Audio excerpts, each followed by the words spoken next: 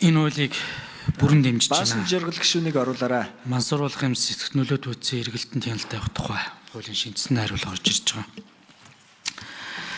За би нэг хідэн суур асуудлуудыг асууя гэж бодож байна. Ер нь судалгаа хийх бас бэрхшээлтэй л байдаг. Зүгээр үгдийн магадлал ярих гэж байна. Ер нь хэрэглэгчийн тоо, насны сегмент ямар хуу байдалтай болж байгаа. Зөвхөн одоо энийг бас олон нийт дийлэх бас тийм таатай биш. Боломжтой тохиолдолд ер нь хариулаарай гэж хүсэж байна би ажлын хэсгээс. За хоёрдугаарт бас энэ төрлийн гэмт хэрэгтээ тэмцэх нэг ажил дээр энэ тагнуулын алба хит төвлөрснийх бас гажиг гараад байна уу та гэж би зөвхөн хувьдаа боддог. 2016-7 оны үед тагнуулын чигүүргүүдийг нэгтгэсэн байдаг. Өөрөөр хэлэх юм бол хилийн тагнуул, цэргийн тагнуулыг тагнуулын ерөнхий газартаа нэгтгээд сүүлд бол цэргийн албаа агчдын одоо багц үйл батлагдахад цэргийн тагнуулыг тусна аваад гарцсан. Гэтэл энэ хилийн тагнуул бол бас нэг их сурвалж байсан байхгүй.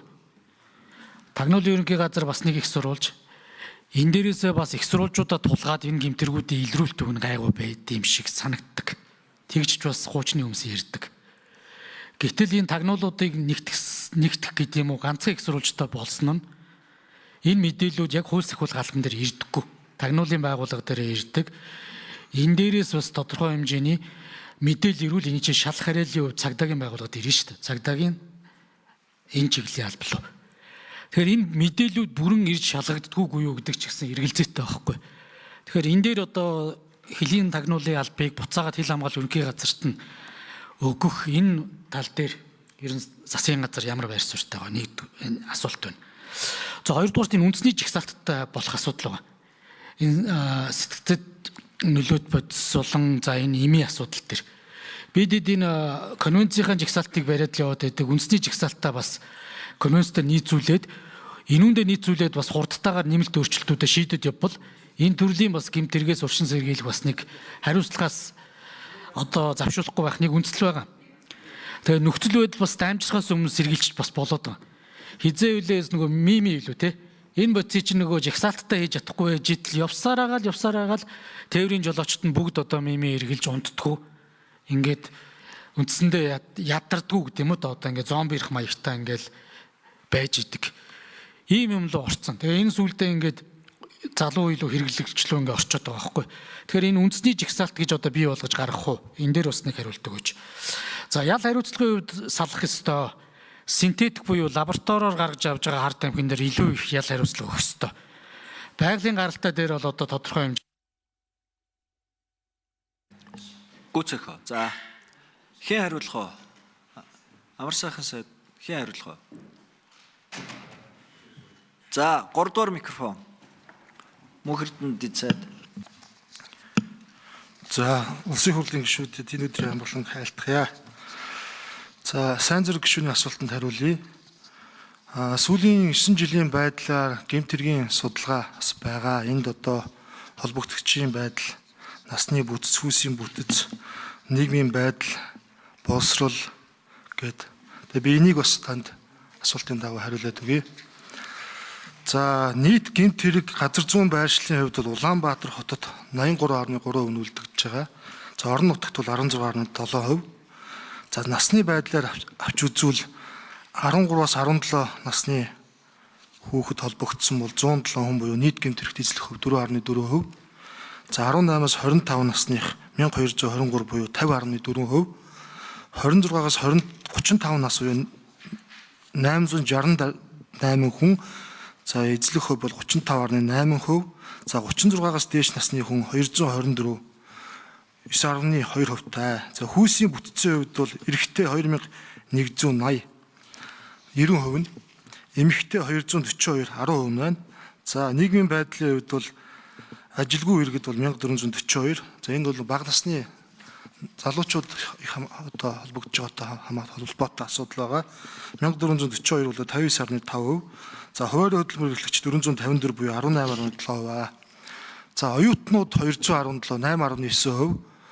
Хувийн хвшилд ажиллаж байгаа 191 7.8%, сурагч 64 2.6%.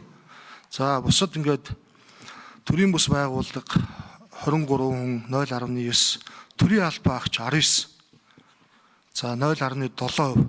За боловсролын байдлын хувьд бол бүрэн дунд боловсролтой 60.5%, дээд 22.2%, бүрэн дунд бус дунд боловсролтой 11.4%, тусгай дунд 4.3%, бага 1%.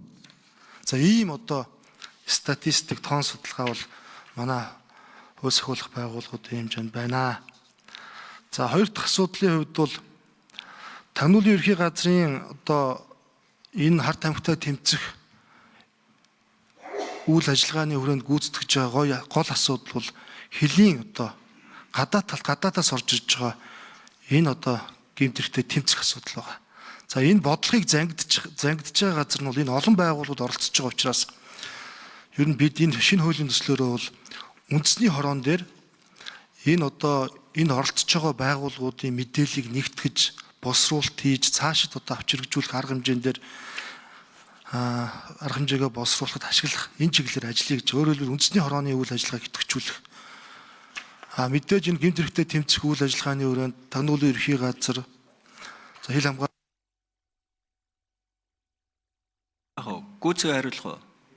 За 3 дугаар микрофон. цагдаагийн байгууллага гээд олон байгууллагуудын оролцоо байгаа. Өөрийн чиг үүргийн хүрээнд энэ хар тамхитай тэмцэх үйл ажиллагаанд оролцоод чиг үүргээ бүрэн дүрээр хэрэгжүүлээ явж байгаа. За 3 дахь асуудалд тийм ээ таны хэлж байгаа үнэн бид бас энэ үндэсний чагсаалт заавал байх ёстой гэж үзэж байгаа. Өөрөөр хэлбэл одоо 1961 оны конвенц, 71 оны конвенц, 89 оны конвенцийг аваад үзэхлээр энэ конвенцуудад өөрчлөлт оруулах энэ асуудал бол 1-2 жилийн хугацаа шаарддаг. Гэтэл энэ шинэ төрлийн синтетик химийн гаралтай энэ одоо бодисууд бол маш хурдан өөрчлөгдөж байгаа. Тийм учраас энийг бол олон улсад байгаа сайн жишг бол ер нь үндэсний жагсаалттай болж энэ ял завшуулахгүй байх, гэмт хэрэгтээ үр дүнтэй тэмцэх энэ одоо арга ажиллагаанд ашиглаж байгаа. Тийм учраас бид бас хуулийн төсөлтөө үндэсний жагсаалттай болох. За тодруулах. За эрүүгийн үеийн ял хариуцлагыг бас нэг хэлчихээр олон нийт ч гэсэн мэддэг. Ер нь байгалийн гаралтай мансууруулах төрлийн бодис, за синтетик төрлийн бодлого лабораториос гарсан ялын бодлогыг өөр болгоё гэд хууль зүйн дотоод төрхийн үеийн үед бодлогоо зангидаа явж байгаа. Энэ яаж орж ирж байгаа вэ? За дээрэс нь нэг эмчлэх бодлогын асуудал байгаа юм аа. Бидэд бол одоо олж авснаар бүгдийг суулгаж байгаа. Сүүлийн үед бүр суулгах гэж болсон юм л. За тэгээд энэ хэрэгжилж байгаа нөхдүүдийн чинь одоо эмчлэх асуудлыг архины сангаар дамжуулаад дэлгэцийн дон, архины дон, мансууруулах дон эмчт хийгээд архины сан дээр чи 20 тэрбум төгрөг цугларчаад байдаг.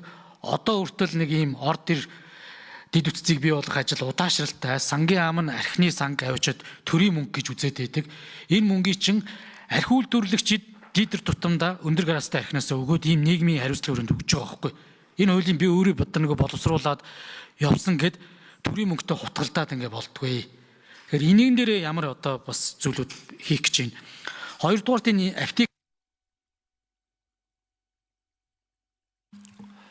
За өөрөгчин юу ууг нь дууссан. Гэхдээ нэмээд асууж гүцгээ. За тэгэх юм даа. За аптекуудын нөгөө эмийн хяналтын асуудлыг нэлээд сайн болох асуудал байгаад байгаа юм а.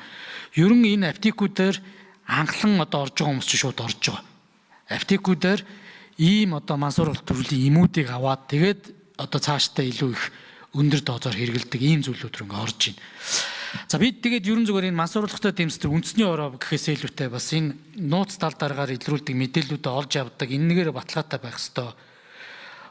Одоо энэ чиглийн эмийг үг нь бол одоо хөлийн тагнуулыг буцаагаад хууль зүйн дотоод төргийн ам тэр хил хамгаалагт нь өгчмөрлөн байгаа. Бидэд нэг л дээ.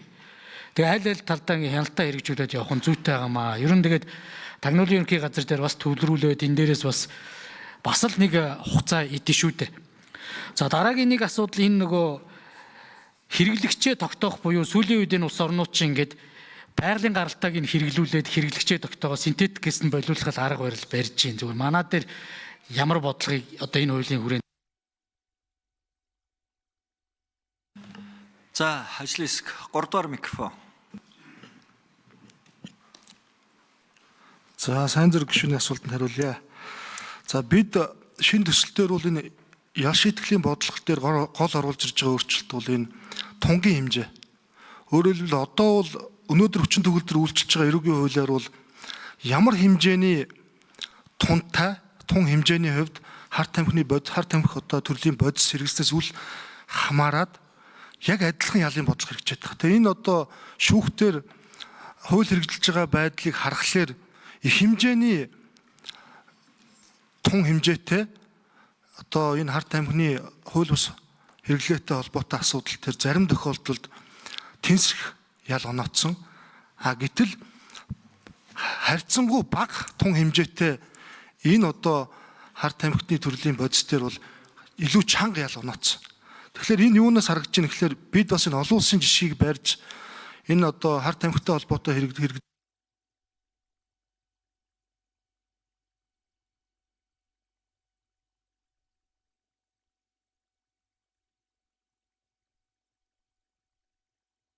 Амар сайхан гişүү.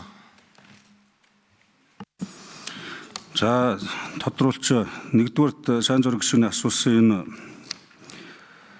Мансуур Хотчийн төрөл хэмжээнээс хамааруулан энэ ялын бодлогыг ялгаатай тогтооё гэж. Бүр цаашлах юм бол тусгай зөвшөөрөлтөө ММ хэрэгсэл хангалттай нийлүүлэлтийг хийдэг байгууллагууд, түүнийг ашигладаг байгууллагууд хэрвээ хууль бусаар энийг одоо хэрэгэлтэнд оруулсан байх юм бол мөн одоо гэмт хэрэг тооцдог байх. Ийм тогтолцоор бол нэгдүгээрт ингэж. Хоёрдугаарт архины борлуулалтаас бүрдэх сан гэж бий. Энэ бол одоо өртсөн сэргийлэх бөгөөд энэ донтолт хэрэглээтэй холбоотой эмчилгээнд зориулах ёстой ийм зардал. Гэхдээ төсвийн тухай хууль бусад хууль тогтоомжоос болоод энэ зарцуулагдж чаддгүй яваад идэг ийм хөрөнгө санхүүгийн их усрууд бий. Өнөөдрийн байдлаар энэ санд 23 тэрбум төгрөг байна. Энийг одоо энэ төсөв санхүүгийн бодлоготойгоо уялдуулаад бид нурцсан сэргийлэх төвүүдийг барьж байгуулах, эмчилгээ онцлоход зориулах